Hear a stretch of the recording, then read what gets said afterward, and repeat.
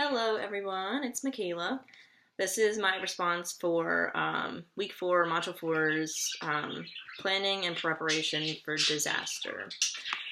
So some of the most important concepts from this week's readings, I think, go back to public alerts and warnings and also communication because those are obviously intertwined.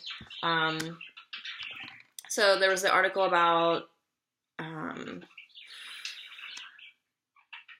I forget what the acronym was, but it was about communicating to the public when there's a potential disaster happening. So with the public alerts and warnings, that's basically, I guess, maybe the government's way or like an organization's way to communicate to people in the surrounding area that or what's going on, and that usually involves telling them in a maybe short message, because they were talking about like text messages, the key information. So like what, the where, the time, and how to respond, and then where that information is coming from. So for example, I know around here we get like the flood warning text messages or hazard warnings. So that could be something like flood warning, effective in this area from now until this time. What to do would be like, don't drive don't drive in dangerous places, don't drive through water, and then check local media, something like that. I also found the article by Fisher very fascinating. That was the article about humans' likely response to a bioterrorist attack.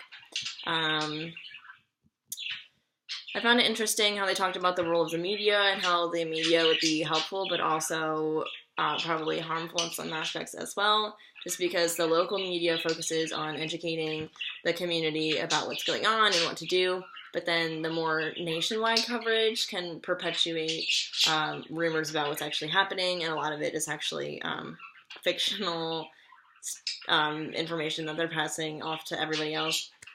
So that was interesting.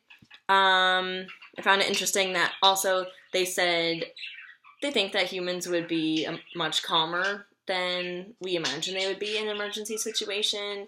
And they would also be especially altruistic.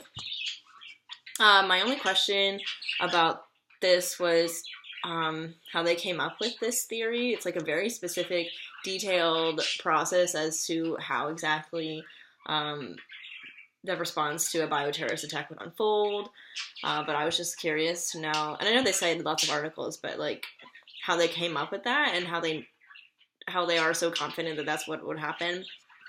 And then my question goes back to that article. The article had also talked about how officials might hesitate to announce the attack that's underway because they fear panic that might be the community's response. So my question is, should officials be required to announce as much information as they know about what's going on? And if not, how much is the community, how much does the community have the right to know about it? All right, thanks for watching and have a great week.